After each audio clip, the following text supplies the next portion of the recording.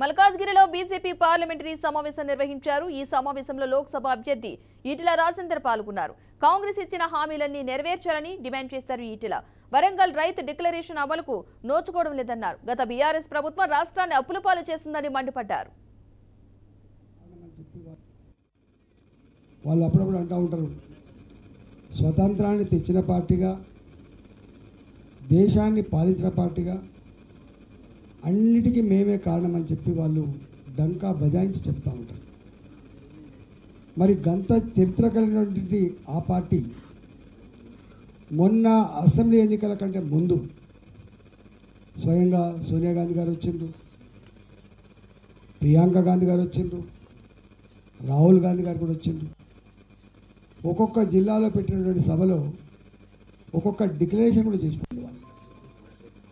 వరంగల్లో రైతు డిక్లరేషన్ కావచ్చు, మహిళా డిక్లరేషన్ ఇంకో జిల్లాలో కావచ్చు, ఇట్లా అనేక డిక్లరేషన్, అనేక పాలసీలు వాళ్ళు ప్రకటించారు.